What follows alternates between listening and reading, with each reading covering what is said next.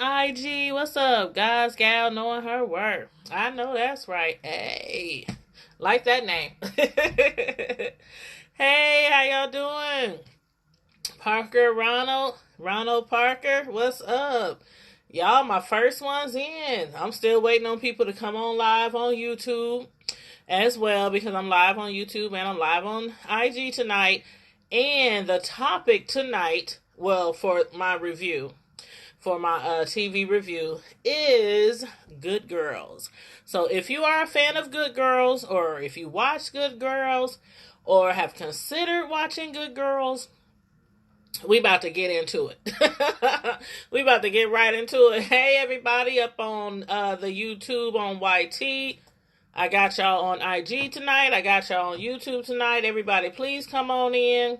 Let me just inbox my son real quick. Tell him to turn down the darn game.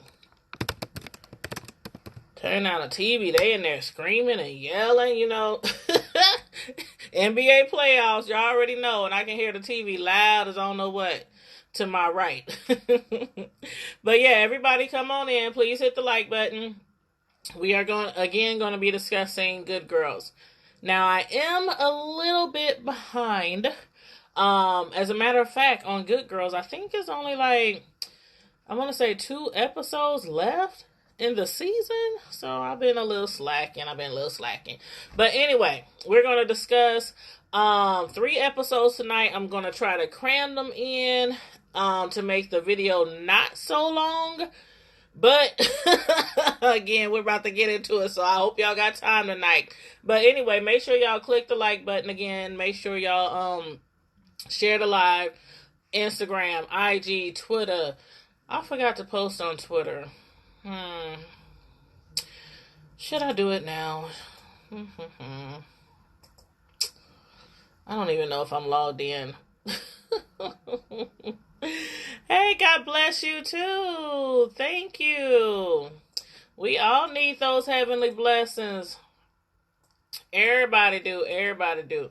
So, anybody who wants to comment in the chat on the Good Girls TV show, if you've been watching it, if you've been following it, please feel free to comment, put your thoughts in the chat, of course.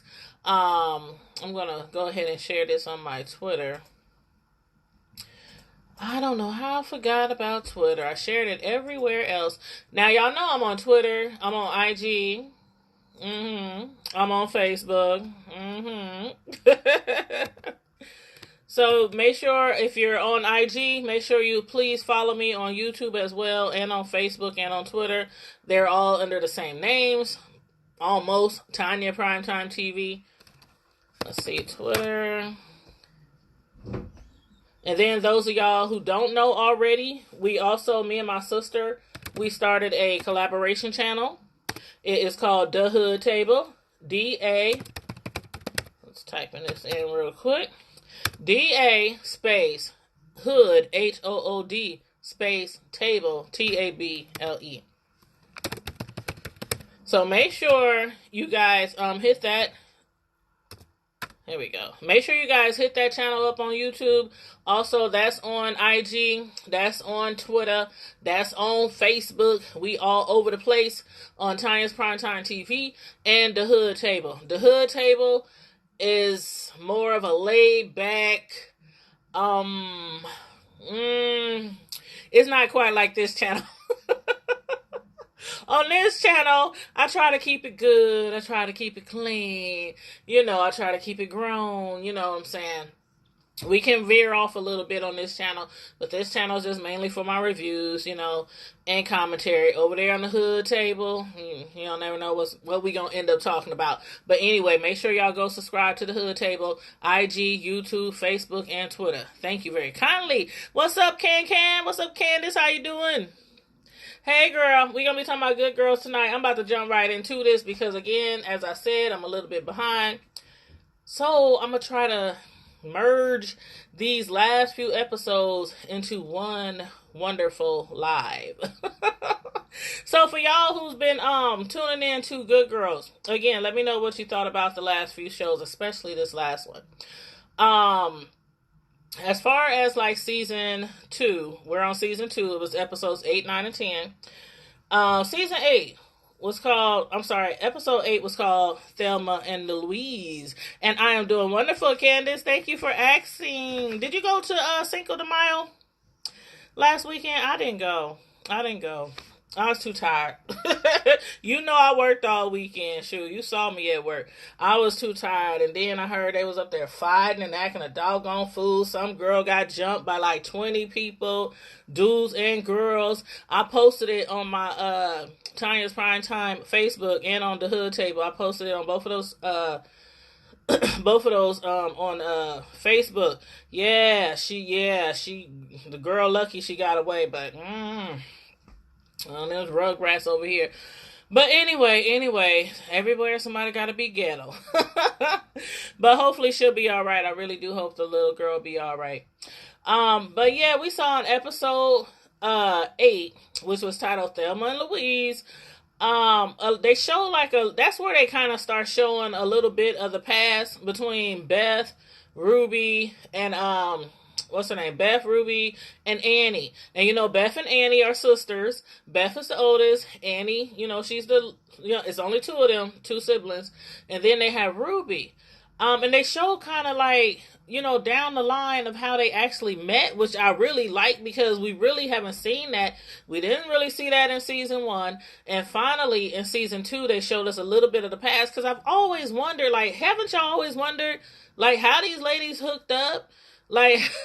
How these two white ladies from the suburbs hook up with this black lady on the other side of town. They all end up doing all these crimes together and best friends. So we took a look back down memory lane, and it was mainly caused by Ruby because, Detective Agent Turner, he has been on her tail trying to get her to turn in Beth, trying to get her to give him any kind of information, any kind of proof of her criminal activity. And so, she contemplated it when Beth's daughter went missing and everybody was looking for Beth's little girl. Ruby, instead of helping everybody look for Beth's little girl, ended up going through all of her stuff, her closets, her drawers, and everything, trying to look for some kind of proof to hand over to, the Agent Turner. She found it. She found the book club calendar. And anytime Beth refers to book club, that does not mean book club. That is basically the schedule for all they drops, all they runs, they pickups, they deliveries, for anything that they're doing with Rio, like the pills, the illegal pills, the harder drugs, the money laundering, anything any kind of work that he has, any kind of work that they need. That's what the book club schedule is for.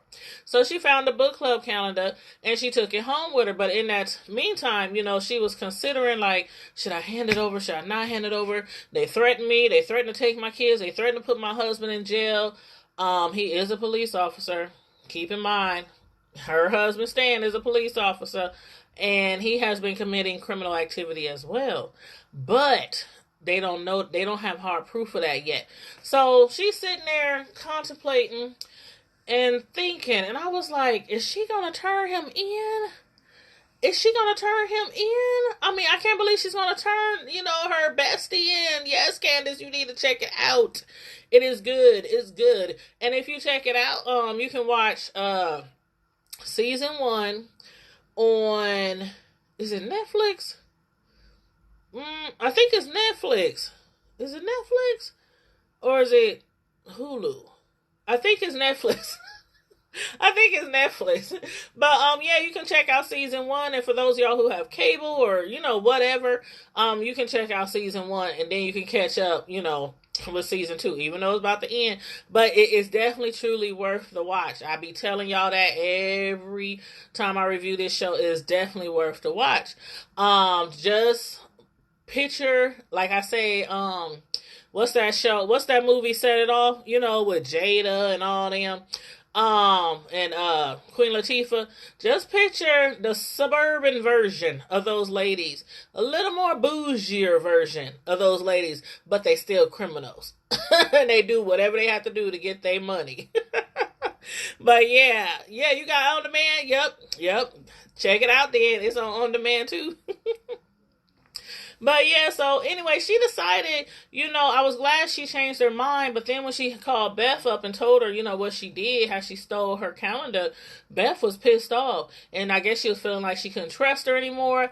But, Ruby, she had to make it up to her. She had to make it up to her because she did not want her friend, her longtime friend, like when they showed the past, the flashbacks of the past, and when they show how they met, for those of you who haven't watched, Beth, the white lady, her friend, because it's a black lady named Ruby, it's a white lady named Beth, and it's her younger sister named Annie. So Beth happened to be driving a car down Ruby Street when they was little girls, and it's called Good Girls. Good Girls. And she was driving this car really reckless and went up all on the curb, knocking over trash cans and everything. And Ruby's on her porch, like, looking, what's going on here? And when she goes out to the car, and she was like, okay, do you know how to drive? What are you doing? Why are you driving this car? Do you have a license? And the girl, which was Beth at the time, she had her little sister Annie in the car. Now y'all know how Annie is. Annie has always been kind of like, her and Beth are kind of like opposites. Beth is like picking up the kids, driving the kids to all their sport events, making cookies and cupcakes and for all the kids events, and just a happy old married, homebody housewife. On the other hand, we have her sister who be doing drugs. She be drinking. She's not the best parent out there, even though she really loves her daughter. She tries to do the best she can. But anywho, she's in the car, little Annie in the car smoking a cigarette, looking like she's all of 8 years old, smoking a cigarette. And Beth was driving or trying to drive. And Ruby, that's how they became friends, because Ruby walked out to the car. What is you doing? Do you know how to drive? Oh my God. And she was like, well, we have to go to the store because my mom, I guess their mom was laid up in bed doing God knows what. I think their mom used to be on drugs or something. She was like, yeah, she's in bed, and that's where she usually stays in bed all the time. So Ruby volunteered, didn't know these girls from Adam, didn't know these sisters from Adam, volunteered to drive them to the store because she knew how to drive from her uncle teaching her. And that's how they became friends, and they've been friends ever since. So just gave y'all a little background. So Ruby's husband, when he got called down by Agent Turner, because Agent Turner is convinced that he stole the pen cap out of the room where they keep all the evidence room. What had happened was Beth, Ruby, and Annie, when they did their first crime, their first robbery, there was a pen and they was using it to write something. And Beth, she put the pen, you know how you put a pen in your mouth and you pull off the cap with your mouth? So it had, DNA on it. And the cops found it because they dropped it when they hastily left the crime scene. So they had it in the investigation room, and Ruby had to break down and tell her husband Stan about it, even though he's a cop. He was pissed off and everything, but he knew it was either his wife going to jail, going to prison for maybe 20, 25 years, or he go down there and take the pen cap. And that's what he did. That's what he did. He stole the pen cap out the evidence room and discarded it. So therefore, they didn't have the DNA to, set up to get the ladies and prove that they had did the robbery. So anyway, they knew that he still did it. So Agent Turner called him down there for the lie detector test. I thought he was going to pass the test. Did y'all think he was going to pass the test? I mean, he was sitting up there so cool, calm, and collected. And I just knew he was going to pass the test. They was like, do you know about the pen? No, I don't. Did you take the pen? No, I don't. Have you ever heard anything about the pen? No, I haven't. I mean, he just seemed, I'm like, oh, he gonna pass this with flying colors. And I'm thinking because he's a cop and he probably knows what to do, they got stuff online that tries to tell you how you can pass a lie detector test. But I heard that's some BS. I heard it don't always work. But anyway, he did not pass it. He came home and told her, and she was all distraught and everything. So not only did he not pass the test, he failed it horribly, horribly. His career is in jeopardy. They not laid him off, but they basically told him he's on leave. Um, so he don't have no job basically. She don't have a job. Their daughter, her medicine is very, very expensive, which is one of the reasons why Ruby joined the other ladies to do all those robberies in the first place, because their daughter should have been probably dead by now. Probably dead by now, because I cannot remember what her sickness is, but the medicine and the medical care was really, really expensive. So anyway, they got to figure out, how they're going to get around this, because he can't pass the test. Annie. I feel so bad for her. She's still in love with her baby daddy. She's still in love with her daughter Sadie's father, even though he's married and has a baby on the way. They end up sleeping together like a few episodes back, and then she tells him, we have to end it. His wife finds out, their daughter finds out that her mom is sleeping with her father, who is married to her stepmom. So she's all in the middle, and it was a mess. It was a mess. She was mad at both of her parents for a while, but finally, she came around and she's like, okay, y'all do whatever y'all want to do.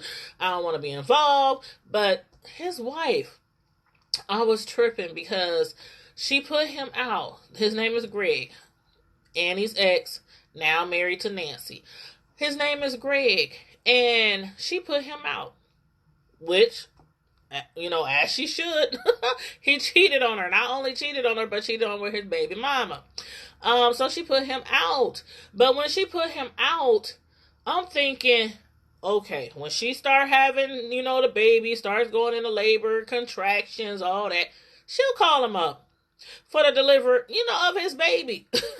She didn't call him. Instead, her daughter, Sadie, Annie's daughter, Sadie, called her and panicking, talking about dad won't come. She don't want dad here. And, she needs help. She needs help. And Annie's like, hold up. You're calling me the ex, the one who just slept with your husband? Why are you calling me? And then she tells her boyfriend, which is Noah, and we're going to get on Noah in a minute. She tells him that she has to run and lie to him. She lied to him talking about she used to attend nursing school. This child ain't attending no doggone college. I'm not even sure she graduated from high school. I really don't think she graduated. I think she got her GED or something like that. But anyway, she lied saying that she attended nursing school. So they rush over there, and the boyfriend, which is her boss, at the grocery store, he's up there, like, why is she in a pool? And it's like, oh, that's what bougie rich people do. They have their babies at home in the pool. Anyway, the lady is like trying to get her to help, and she has no idea what to do. She has no idea. They got this lady in this big pool, y'all. This big old pool, not like a baby pool, but a little bit bigger. And the pregnant lady is in there. Annie's, ex's wife, and she's in there screaming and crying to my, why you here? I hate you. I can't stand you. You slept with my man, whoop. And she's trying to get her to calm down. Check this out. I was so disgusted. I was like literally so disgusted. What happened next was Annie, she's trying to calm her down. The other lady there, the nurse, is trying to help her breathe and all this kind of stuff. The boyfriend is standing to the side like, ooh, what's that in the pool? I mean, y'all, if y'all had babies before, y'all know. When y'all pushing that baby to come out, 9 times out of 10, something else coming out from other places. So just picture that. And then Annie, she felt so bad for her because the lady was, she's distraught. Her man's cheating on her. The chick who he slept with is right there. She's trying to have this baby and she's panicking and freaking out. So Annie, she just jumps in the pool, clothed, all her clothes on, shoes, socks, and everything, and just jumped in the pool. Like, the pool is a hot mess. The lady done pissed in the pool. She done pooped. Come on now. Y'all know what happens when you have babies. Y'all know what happens when you have babies. Sometimes you just can't. When you pushing, you literally trying to push everything out of you to get this baby. And I'm like, oh, disgusting. She jumped all in that water. I was like, oh my God, that's nasty. That's nasty. But anyway, she helped her, she helped her have her baby and everything. And the baby was fine and all that. But I was like, oh, that's gross, nasty. But she had a boy. And so, she had a handsome little boy. And so when Annie got home and she told her daughter, you have a little brother. You're a stepmom. The baby is fine. She had a little brother. She still had on her clothes, her nasty, dirty clothes from getting in that water. And when she said, it's a boy, her daughter, Sadie, was like, she sat up in bed and said, Mom, so am I. I have been waiting for that. If y'all ain't watched the show, y'all don't know what I'm talking about. But if y'all watch the show, y'all know what I'm referring to. That little girl, I knew all along that she was gay. She might be young. I think she's in the, I want to say 7th, maybe 7th or 8th grade, but she's like a tomboy. She always wear like guy clothes. She always made her mom buy her boxers. She didn't like regular underclothes. She has like this cute haircut that she keeps really short, and she looks boyish. Like, she looks really boyish. And like in real life, I even wonder if she may be gay because she just looks so much like a boy. And so I knew it. I was waiting on it. Now, her mom, I'm sure she had a feeling that she probably liked girls, whatnot. But to hear her finally say it and finally say, so am I. I'm a boy mom. Because that's what she feels like she is on the inside. She feels like she is a boy. She don't identify with female. So I was glad she finally got that out, and they hugged, and she got herself in her daughter's bed with them nasty clothes on. I was like, oh, come on now. Is the producers trying to make us sick? I'm like, she done got in her daughter's bed after she done been in a tub of poo and other kind of... Okay, let me move right along. I thought that was disgusting. But anywho. So her daughter now wants to go through, I think they call it a child trans journey. Something like that. She called it a child trans journey. So, keep in mind, after, the last little incident with Rio and the drugs and everything, Beth don't want to have nothing else to do with Rio. She don't want to do no more drugs. She don't want to do no more pills. She don't want to launder any more money. She wants to clean her hands from him because her husband took the kids. He's like, okay, he knows that she's sleeping with Rio. He can't prove it, but he knows because that connection, they have like this, you can just sense it in their eyes and everything when they're around each other. No matter how hard Rio be, when he be telling her off or putting a gun to her head or choking her or whatever, they have feelings for each other. Hey, Kalia. Hey. Oh my God. You can't hear me? Oh, wow. Thank you. Finally. I'm on IG and I'm on YouTube, and I guess my sound was down. So what I'm going to have to do is I'm going to continue on this live, but what I'm going to have to do, I'm going to chop it up.